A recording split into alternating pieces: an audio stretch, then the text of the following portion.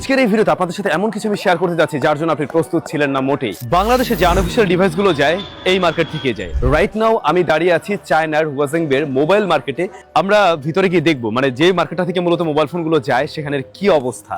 আমাকে দুদিন আগে একজন কমেন্ট করছিল, ভাইয়া বর্তমান সময়ে আমরা চায়নার মার্কেট থেকে একটা ফোন কিনলে যে দামে আমরা কিনতে পারি তার চাইতেও বাংলাদেশে বসে কিভাবে আনঅফিশিয়াল ডিভাইসগুলো এতটা কম দামে পাওয়া যায়। আজকে এমন কিছু আপনাদের সাথে শেয়ার করতে যাচ্ছি যার জন্য হয়তো আপনি প্রস্তুত ছিলেন না। আনঅফিশিয়াল বেশ কিছু ডিভাইস নিয়ে কয়েকদিন আগে একটা ভিডিও দিয়েছিলাম আমি, তুষার ভাই দিয়েছিলেন। তো সেই ভিডিওতে আপনারা দেখছিলেন বেশ কিছু খোলা ফোনও বাংলাদেশে আসছে, বেশ কিছু এসকিডির ব্যাপারে আমরা জানতে পারছিলাম। বাট আসলে হচ্ছেটা কি, চলুন সেটা জানতে আমরা মার্কেটের ভিতরে চলে যাই। দেখুন এই মার্কেটটাতে নতুন স্মার্টফোন তো পাওয়া যাচ্ছে, একদম ইনটেক্ট প্যাকেট, যেগুলো কিনে নিয়ে আমাদের যে ব্যবসায়ীরা রয়েছে তারা হয়তো নিয়ে যায় বাংলাদেশে, বিভিন্নভাবে হোক নিয়ে যায়। বাট আমি যেটা বলছিলাম, বেশ কিছু ডিভাইস রয়েছে যে ডিভাইসগুলো ইউজড বলতে পারেন বা কোনো কারণে তো ঝামেলা হয়েছিল, সেগুলো এখানে আছে। আমি ডিরেক্টলি শ্যুট করতে পারছি না, কারণ ডিরেক্টলি শ্যুট করতে গেলে ঝামেলা আছে। এমনকি আমি বেশ কিছু বাংলাদেশি বিজনেস পার্সনের এখানে দেখলাম, যাদেরকে আমি শ্যুট নেই যদিও, তারা অলরেডি সে সমস্ত সব থেকে কিনছেন।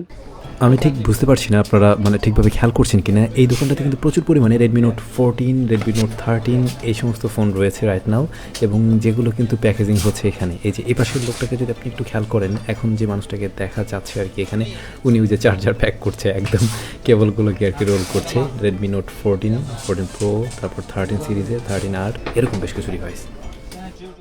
ব্যাপারটা হচ্ছে এরকম, চায়নাতে নতুন করে যখন কোনো ফোন বের হয়, লাইক শাওমির ফোন বিশেষ করে, বা আইকিউর ফোন বা যে কোনো ফোন, এই ফোনগুলো কিন্তু মানুষ প্রচুর পরিমাণে কিনে। হ্যাঁ, কেনার পরে কিছুদিন পরে গিয়ে টুকটাক যে ঝামেলাগুলো দেখা দেয়, তারপরে তারা এগুলো রিপ্লেস করে নিয়ে আসে নতুন।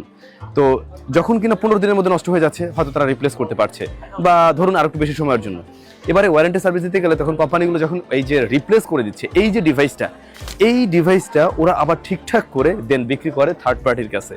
এই থার্ড পার্টি ওরা কি করে, জাস্ট ডিভাইসটাই পায়, ওরা বক্সটা পায় না। ওরা পায় না হচ্ছে গিয়ে চার্জার, কেবল, এমনকি ব্যাক কাভারও। তো ওরা যে কাজটা করে এইখানে এই মার্কেটটাতে এইগুলো সব বক্স করে নতুন করে। আমি শুট নেওয়ার ট্রাই করছি, আমি জানি না আপনারা দেখতে পাচ্ছেন কিনা, বিরলে দেখানো ট্রাই করবো। এবং সেখানে আমরা দেখতে পাই যে ওরা আসলে ওই প্যাকেট করছে, কেউ নতুন কোনো চার্জার এখানে বক্সে ঢুকাচ্ছে, কেউ মুছতেছে প্যাকেট আর কি, এরকম একটা অবস্থা। বাট এই ডিভাইসগুলোই মূলত বাংলাদেশে আপনি কম দামে পাচ্ছেন আর কি। বাংলাদেশের ক্ষেত্রে হয় কি, এই ফোনগুলোকে নিয়ে একদম ডিরেক্টলি নতুন বলে সেল করা হচ্ছে, বা আমরা নতুনই জানছি, কিন্তু মার্কেটে আমরা তুলনামূলকভাবে কম দামে পাচ্ছি। কোম্পানির যে প্রাইস হয়ে থাকে তার চাইতেও দেখবেন বাংলাদেশে কিছু ফোন আছে আরো কম দামে পাওয়া যাচ্ছে। ব্যাপারটা মানে খুবই ইন্টারেস্টিং।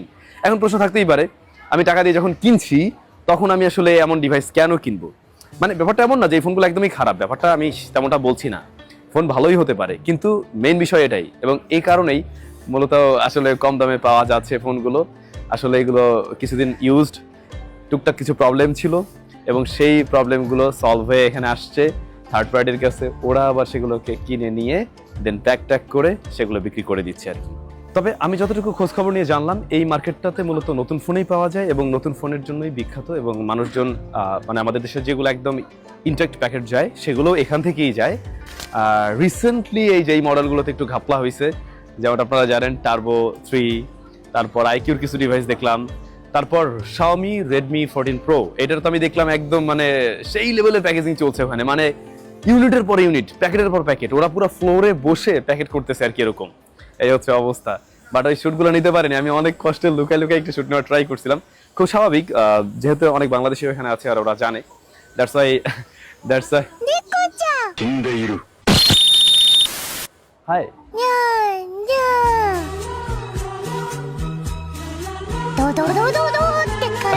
I don't know ওরা কি বলছে, হঠাৎ করে দাঁড়াই গেল আর কি ভাই, ব্যাপারটা interesting. It's from Desire Osmo Pocket 4. Pocket 4 এর Pocket 3, ধুর আমি তো ভুলভাল বলে দিলাম। Anyway, আমি Pocket 3 দিয়ে শুট করছি। ইন্টারেস্টিং, আমি ভিডিওতে কথা বলছিলাম, ওরা মাঝে ঢুকে গেছে। তো যেটা বলছিলাম যে এখান থেকে আসলে নতুন ফোনে যায়, বাট এরকম কিছু মডেল হঠাৎ করে এরকম একটু ঝামেলা হওয়াতে সেগুলো বেশি যাচ্ছে। বাট বাংলাদেশিদের উচিত ছিল এই ফোনগুলো যেহেতু কম দামে বিক্রি করছে, রিপ্লেসমেন্ট ইউনিট বা রিফারবিশ ইউনিট এটা বলেই সেল করা, এবং তাদেরও একটা ওয়ারেন্টি দেওয়া, রাইট? তো কয়েকদিন আগে যে ভিডিও দিলাম, বাংলাদেশে এসকেডি বলেন বা এই যে ইউজড ফোনগুলো ঢুকছে, তুষার ভাই ওরা ধরলো, ব্যাপারটা আসলে এই যে এখান থেকেই যাচ্ছে এবং এটাই হচ্ছে। এবং ব্যাপারটা মোটেই কিন্তু মিথ্যা না, এটা আসলেই হচ্ছে। That's it. So I hope এই ভিডিওটা আপনাদের কাজে লাগবে বা মোটামুটি একটা আইডিয়া পেলেন। কেমন লাগলো কমেন্ট করে জানাবেন। সবাই ভালো থাকবেন। দেখা হচ্ছে আমাদের নিশ্চয়ই আবার কোনো নতুন ভিডিওতে। আর কেউ যদি আমার ভিডিও দেখে একটু কষ্ট পেয়ে থাকেন, আমি সরি ব্যবসায়ীরা, সরি।